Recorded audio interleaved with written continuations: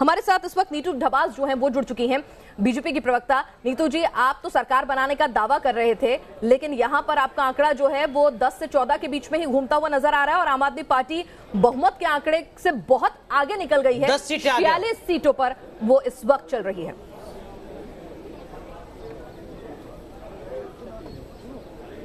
देखिए, अभी रुझान आ रहे हैं तो रुझान रिजल्ट में तब्दील होंगे जो भी है, लेकिन हमने जो विषयों को उठाया है दिल्ली विधानसभा चुनाव में, हम उन विषयों पे टिके हुए हैं। हमने आम आदमी पार्टी का जो एजेंडा था, जो उन्होंने एक गुमराह भी करने की कोशिश की स्कूलों के नाम पर या पानी के नाम पर, बिजली के नाम पर, वो मुद्दे हमने उठाए हैं। और यह शाहीन बाग का मुद्दा है, उन मुद्दों पर हमने पहले भी बात की है, अब आज भी बात करेंगे। जैसा भी रिजल्ट रहे हम उन मुद्दों को उठाते रहेंगे। रही बात, हाँ, जैसा ये रुझान है तो उसमें से कई जगह पर हमें काफ़ी अपेक्षा थी कि ये सीटें हमारी होंगी, क्योंकि जो पोलिंग हमारे एजेंट्स वहाँ पर बैठे थे, कुछ अपने फीडबैक, कुछ हमारा पार्टी का सर्वे है, सो उसके आधार पर हमारा ये दावा था कि हाँ, हमारा ये इतनी सीटें हैं। लेकिन अभी रुझान है, जल्दी जब ये सीटों में जब तब्दील होंगे तो सारी चीज़ों को समझा जाएगा, परखा जाएगा। कौन सा ऐसा बड़ा मुद्दा था जिस पर भारतीय जनता पार्टी ने दिल्ली का विधानसभा चुनाव बीच में तो एक हमारा आपके मुताबिक आपकी पार्टी का कौन सा सबसे बड़ा चुनावी मुद्दा था?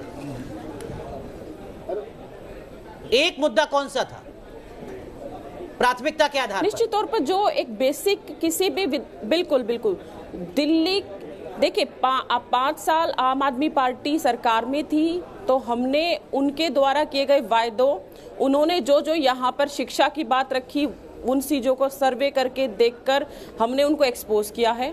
जल की जो उन्होंने कहा कि दिल्ली जल बोर्ड और ये सारी चीजें उनको उठाया है। अगर आपने इतना अच्छे से एक्सपोज किया था तो केजरीवाल को अंत तक आते-आते आतंकवादी कहने की नौबत क्यों आ गई? उसको उठाया है।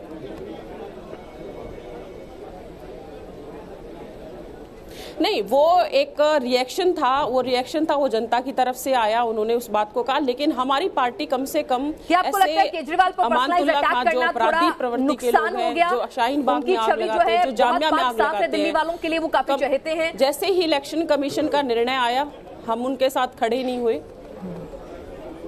नहीं, ऐसा कोई कारण नहीं है, वो एक रिएक्शन था, एक प्रतिक्रिया थी, और पार्टी की तरफ से भी इस तरह से कोई स्टैंड नहीं लिया गया कि उनके साथ हम खड़े हो गए हैं। कम से कम आम आदमी पार्टी जिस तरह से अपने अपराधी कैंडिडेटों को लड़ा रही थी, ऐसी हमारे यहाँ पर भारतीय जनता पार्टी के 70 विधानसभा पे मजबूती से चुनाव लड़े हैं, लोगों के बीच में लड़े हैं, समर्थन भी मिला, प्यार भी मिला है।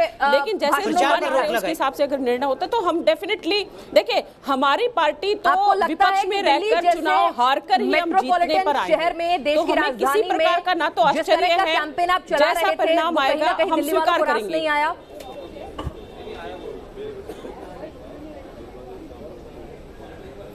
हमने कैंपेन क्या चलाया? हमने कैंपेन चलाया कि जो आम आदमी पार्टी ने वायदे किए थे, वो उस पर जो है 70 वायदे, वो 70 वायदों पे कितना काम कर पाए। हमने वो मूलभूत मुद्दे उठाए, हम लोगों के बीच में गए, हमने सर्वे किया और वो सर्वे सबके सामने रखा, ये था। हाँ, दूसरा जो एक इनका जो डबल स्टैंडर्ड था उसको भी एक्सपोज किया है। जो शाहीन बाग पर एक तरफ अरविंद केजरीवाल जी कहते कि हम नहीं खड़े हैं, लेकिन मनीष सिसोदिया कहते कि नहीं, हम खड़े हैं।